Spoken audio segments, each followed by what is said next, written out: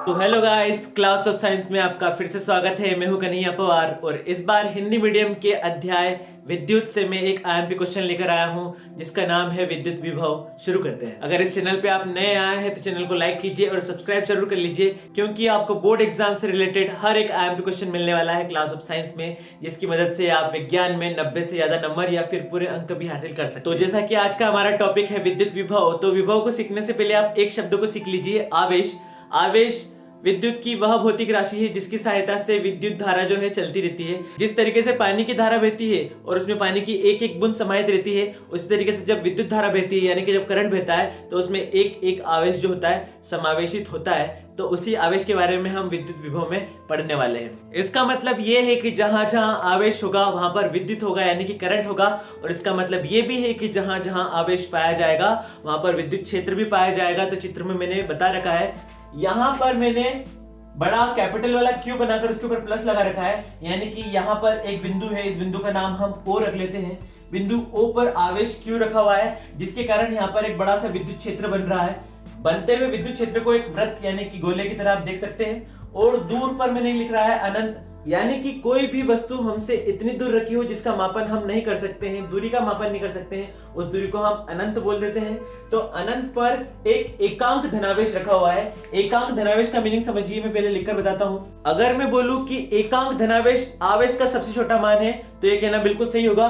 एकांक का मतलब एक अंक, और आवेश धन आवेश मतलब ऐसा आवेश जिस पर धन है यानी कि प्लस चार्ज है। इसका मतलब प्लस रखने वाला एक अंक वाला जो आवेश है उसको हम एकांक धनावेश बोलेंगे, और यही सबसे छोटा आवेश है। इसको प्लस छोटा वाला क्यू और शून्य से दर्शा रहे हैं तो उसको बोलेंगे प्लस क्यू नॉट। तो एकांक धनावेश को विद्युत क्षेत्र के अगर किसी बिंदु तक लाया जाता है तो एकांक धनावेश को अनंत से विद्युत क्षेत्र के किसी बिंदु तक लाने में जितना भी कार्य करना पड़ता है वो उस बिंदु पर विभव कहलाता है। आप एक बार फिर से समझ लीजिए, मेरे पीछे विद्युत क्षेत्र आपको दिख रहा है जो कि Q आवेश के कारण उत्पन्न हुआ है, और दूर अनंत पर एक एकांक धनावेश छोटा सा आवेश है। उस आवेश को उठाकर लाने में, विद्युत क्षेत्र के किसी बिंदु तक लाने में हमको जितना कार्य करना पड़ता है वही कार्य उस बिंदु पर एक ऊर्जा के रूप में संचित हो जाता है, जिसको हम विद्युत विभव कहते हैं। एग्जाम्पल के लिए मान लीजिए कि आप दो भाई हैं या दो बहनें हैं और आपकी मम्मी छोटे भाई पर नाराज है और आपका छोटा भाई डर कर दूर भाग गया है क्योंकि उसकी पिटाई होने वाली है। तो मम्मी आपको बोलती है कि जाओ छोटे भाई को पकड़ के लाओ। तो छोटा भाई जो है मम्मी के विद्युत क्षेत्र में नहीं आना चाहता है, लेकिन आप भाई को जबरदस्ती पकड़कर किसी पॉइंट तक ला रहे हो, मम्मी के पास ला रहे हो। तो आपको लाने में जितना कार्य करना पड़ रहा है, आपका भाई जहां पर खड़ा होगा लाने के बाद, वो पॉइंट जो है काफी ऊर्जा के बाद आपको काफी मेहनत करके वहां पर लाना पड़ा है। तो जिस जगह पर आपका छोटा भाई खड़ा है वो उसके लिए विद्युत विभव हो जाएगा। यानी कि एकांक धनावेश को अनंत से विद्युत क्षेत्र के किसी बिंदु तक लाने में जितना कार्य करना पड़ता है वह कार्य उस ही बिंदु पर विद्युत विभव कहलाता है। और विभव का ऐसा ही मात्रक होता है वोल्ट। अब इसके बाद मैं आपको इसका सूत्र बताता हूं। अगर विभव को सूत्र के रूप में लिखना है तो विभव को हम V से दर्शाएंगे, और आवेश को लाने में जितना कार्य करना पड़ता है उसको वर्क बोलते हैं। तो कार्य के लिए हम W दर्शाएंगे, और आवेश को उठाकर ला रहे हैं इसलिए इसके नीचे लिख देंगे क्यों। तो ये हो गया विभव का सूत्र। यहां पर सभी का नाम बता देते हैं। V बराबर है विभव, W बराबर है किया गया कार्य, और Q बराबर आवेश।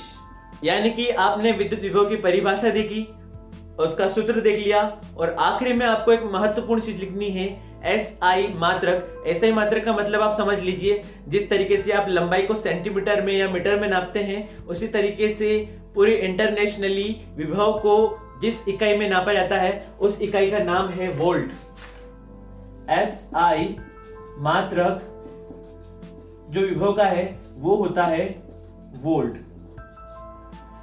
और यहां पर आपका विद्युत विभव वाला जो है कॉन्सेप्ट पूरी तरीके से क्लियर हो गया। पूरा आंसर आपको एक पेज में बड़े तरीके से लिखा हुआ वीडियो के लास्ट में मिल जाएगा। वीडियो को रोक लीजिए और उस आंसर को लिख लीजिए, और वैसा का वैसा आंसर आप एग्जाम में लिख के आइए। तो इस क्वेश्चन के एग्जाम में आने पर आपको पूरे नंबर मिल जाएंगे अगर जैसा मैंने बताया है वैसा आप उसे लिख कर आते हैं। तो ये ही टाइम है जब हम ये डिसाइड कर सकते हैं कि हमको पढ़ाई करके अच्छा जीवन बनाना है या पढ़ाई ना करके हमको एक नॉर्मल से लोगों जैसा जीवन बनाना है। बेहतर जीवन बनाने के लिए बेहतर मेहनत करना पड़ती है और आपको मेहनत करने के लिए बिल्कुल पागल हो जाना है। और कोई आपसे कह भी दे कि तू पागल है क्या, इतना क्यों पढ़ रहा है, तो उसे एक ही बात बोलना, क्योंकि आपको पता है पढ़ने से आपका भविष्य अच्छा होने वाला है, तो आप यही बोलना कि इन पागल दिमागों में खुशियों के भरे लच्छे हैं, अरे हमें पागल ही रहने दो, हम पागल ही अच्छे हैं।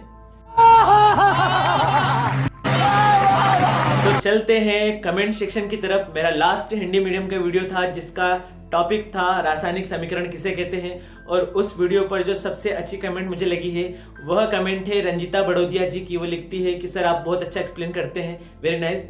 थैंक यू रंजीता, आपने वीडियो को इतने अच्छे से देखा और आई होप आपको अच्छे से समझ में आया भी होगा। आप इसे ज़्यादा से ज़्यादा 10th के स्टूडेंट्स तक फैलाइए ताकि सभी स्टूडेंट अच्छे से अच्छे नॉलेज को ग्रहण करके अच्छे से अच्छे मार्क्स प्राप्त कर सकें। मिलते हैं नेक्स्ट वीडियो में नेक्स्ट IMP टॉपिक के साथ, तब तक के लिए धन्यवाद।